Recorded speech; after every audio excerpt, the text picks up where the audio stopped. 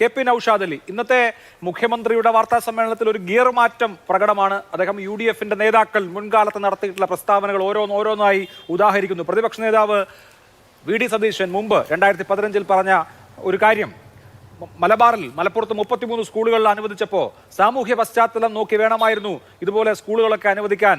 ഈ 33 സ്കൂളുകൾ മലബാറിൽ അനുവദിച്ചതുകൊണ്ട് ഭൂരിപക്ഷ ഏകീകരണം കൺസോൾട്ടേഷൻ ഉണ്ടാകുമെന്ന് പ്രസംഗിച്ച കാര്യം, 5ാം മന്ത്രി സ്ഥാനം നൽകിയപ്പോൾ ഇത് സാമുദായിക നിലയെ വഷളാക്കി, സാമുദായിക ചേരിതിരിവ് ഉണ്ടാക്കി എന്ന VD സതീശന്റെ പ്രസംഗം, CKG അനുസ്മരണത്തിൽ രമേശ് ചെന്നിത്തല അന്നത്തെ ആഭ്യന്തരമന്ത്രിയുടെ പ്രസംഗം, അതായത് മുസ്ലിം ലീഗിന് സീറ്റ് കൊടുക്കാതിരുന്ന CKGയുടെ ആ നിലപാട് ശരിയാണെന്ന് കാലം തെളിയിച്ചു എന്ന രമേശ് ചെന്നിത്തലയുടെ പ്രസംഗം, AK ആന്റണി മുഖ്യമന്ത്രിയായിരിക്കുമ്പോൾ ന്യൂനപക്ഷങ്ങൾ സംഘടിതരായി വിലപേശുന്നു, അങ്ങനെ അവരുടെ സംഘടിത ശക്തി ഉപയോഗിച്ച് സർക്കാരിൽ നിന്ന് കൂടുതൽ ആനുകൂല്യങ്ങൾ നേടിക്കൊണ്ടിരിക്കുകയാണെന്ന് AK ആന്റണി മുഖ്യമന്ത്രിയായിരുന്ന കാലത്ത് പറഞ്ഞ കാര്യം.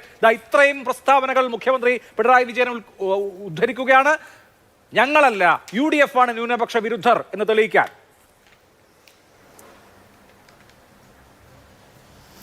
അഭിലാഷ്, ഈ പറയപ്പെട്ട നേതാക്കളെക്കാളും വലിയ ആയിരുന്നു പണ്ഡിറ്റ് ജവഹർലാൽ നെഹ്റു. അദ്ദേഹം പണ്ട് 1950കളിൽ കോഴിക്കോട് വന്ന മുസ്ലിം ലീഗ് ചത്ത കുതിരയാണ് എന്ന് പ്രസംഗിച്ചിട്ടുണ്ട്.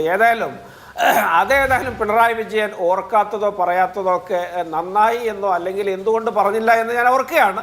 അന്ന് CH മുഹമ്മദ് കോയ തൊട്ട് പിറകെ മറുപടി നൽകിയിരുന്നു, ലീഗ് ചത്ത കുതിരയല്ല, ഉറങ്ങിക്കിടക്കുന്ന സിംഹമാണെന്ന്. അപ്പോൾ ഇതൊക്കെ കേരള രാഷ്ട്രീയത്തിൽ അല്ലെങ്കിൽ ഇന്ത്യൻ രാഷ്ട്രീയത്തിൽ ഇങ്ങനെയൊക്കെയുള്ള ഒരുപാട് ചർവിത വാചാടോപങ്ങൾ പല കാലങ്ങളിലായിട്ട് പലരും നടത്തിയിട്ടുണ്ട്. അതൊക്കെ എടുത്തുദ്ധരിച്ചിട്ട് ഒരു ദുർബലമായ പ്രതിരോധം തീർക്കാൻ ശ്രമിക്കുന്ന പിണറായി വിജയനെ കാണുമ്പോൾ സഹതപിക്കുകയല്ലാതെ വേറൊരു മാർഗമൊന്നുമില്ല. ഞാൻ ഇവർ നടത്തിയ പ്രസ്താവനകൾ ഇവിടെ എണ്ണി പറയുന്നില്ല. ഇവര് ഏതായാലും ഇത്തരത്തിലുള്ള പ്രസ്താവനകളാണല്ലോ ഈ പറഞ്ഞ ആളുകളൊക്കെ അങ്ങോട്ടും ഇങ്ങോട്ടും നടത്തിയിട്ടുള്ളത്. 7ാം നൂറ്റാണ്ടിലെ പ്രാകൃത മതമാണ് എന്ന് ജില്ലാ കമ്മിറ്റി പ്രമേയം പാസാക്കുകയും മലപ്പുറത്തെ കുട്ടികളുടെ തട്ടമൂരി വെപ്പിച്ചതാണ് ഏറ്റവും വലിയ CPM-ന്റെ നേട്ടമെന്ന് ഇവിടെ വന്ന് പ്രസംഗിക്കുകയും മലപ്പുറത്തെ കുട്ടികൾ കോപ്പിയടിച്ചിട്ടാണ് പാസ്സാവുകയെന്ന് പ്രസംഗിച്ചതും അങ്ങനെ പറഞ്ഞു കഴിഞ്ഞാൽ CPM നടത്തിയ ഇത്തരത്തിലുള്ള പ്രസ്താവനകൾ എത്ര എണ്ണം ഉദ്ധരിക്കാൻ പറ്റും? അതൊന്നും റെലവൻസ് ഉള്ള കാര്യമല്ല ഇന്നത്തെ രാഷ്ട്രീയത്തിൽ പലപ്പോഴും എന്നുള്ളത് കൊണ്ടും അതൊക്കെ ഓരോ കാലഘട്ടത്തിലെ ഓരോരോ പ്രസ്താവനകളായിട്ട് കാണുകയാണ് രാഷ്ട്രീയം എന്നുള്ളത് കൊണ്ടും ഞാനിങ്ങനെ തരം താഴാൻ തയ്യാറാവുന്നില്ല. അതൊക്കെ പിണറായി വിജയനും അദ്ദേഹത്തിൻ്റെ പാർട്ടിക്കാർക്കുമാണ് ചേരുക. ഞാനിവിടെ മറ്റൊരു കാര്യം പറയുകയാണ്. ഇവിടെ വർഗീയത ആരാണ് ഉപയോഗിക്കുന്നതെന്ന് നമുക്ക് വളരെ ലളിതമായിട്ട് മനസ്സിലാവും.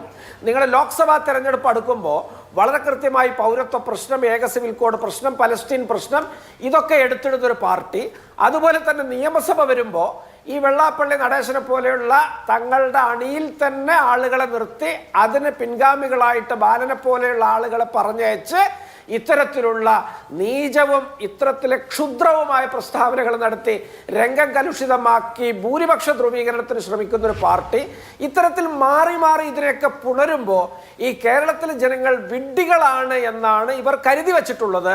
അതിൻ്റെ ശിക്ഷയാണ് തെരഞ്ഞെടുപ്പുകളിൽ ഉടനീളം ഇവർക്ക് കിട്ടിക്കൊണ്ടിരിക്കുന്നത്. ഇവിടെ ഞങ്ങളൊരു തദ്ദേശ സ്വയംഭരണ തെരഞ്ഞെടുപ്പ് മാത്രമല്ല അഭിലാഷ ജയിച്ചിട്ടുള്ളത്. ഞങ്ങൾ 2021 പിണറായി വിജയൻ അധികാരത്തിലേറിയതിനു ശേഷമുള്ള ഒട്ടുമിക്ക ഉപതെരഞ്ഞെടുപ്പുകളും ജയിച്ചിട്ടുണ്ട്. ലോക്സഭാ തെരഞ്ഞെടുപ്പ് ശ്രദ്ധേയമായിട്ട് വിജയിച്ചിട്ടുണ്ട്. ഇപ്പോഴിതാ ത്രിതല പഞ്ചായത്ത് തെരഞ്ഞെടുപ്പിൽ ഞങ്ങൾ വലിയ മുന്നേറ്റം ഉണ്ടാക്കിയിട്ടുണ്ട്. നിയമസഭ ഇതിൻ്റെയൊക്കെ ഒരു പൂർത്തീകരണമായിട്ട് CPM-ന്റെ ശവപ്പെട്ടിയിലെ അവസാനത്തെ ആണിയായിട്ട് അത് വീഴുമെന്നുള്ള കാര്യത്തിൽ തർക്കം വേണ്ട. ഇവിടെ ഈ വർഗീയതയെക്കാളൊക്കെ കൂടുതൽ ഈ ഗവൺമെന്റിനെ കൊണ്ട് എന്ത് നേട്ടമാണ്, ഏത് ജനവിഭാഗത്തിനാണ് കിട്ടിയത് എന്നൊരു ചോദ്യമാണ് ജനങ്ങൾ പ്രധാനമായിട്ടും ഉയർത്തുന്നത്. മുഖ്യമന്ത്രി പിണറായി വിജയന്റെ ഭരണത്തിലൊരു കമ്മ്യൂണിസ്റ്റ് ചുവ എന്തെങ്കിലും ഉണ്ടോ എന്ന് ഇടത് മനസ്സുള്ള മനുഷ്യരെ മുഴുവൻ ചിന്തിക്കുകയാണ്. ഞങ്ങൾക്ക് ഇത്തരത്തിലുള്ളൊരു മുന്നേറ്റം ലഭിക്കുന്നത് കേരളത്തിൻ്റെ ഇടതു പൊതുബോധം അനുകൂലമാകുന്നത് കൊണ്ടാണ്. ഇടതു മനസ്സുള്ളവർക്ക് ദഹിക്കാത്ത ഭരണമാണ്, മതേതര മനസ്സുള്ളവർക്ക് ദഹിക്കാത്ത ഭരണമാണ്. അതിലുപരി അഭിലാഷ ഒരു രാഷ്ട്രീയമുണ്ട്.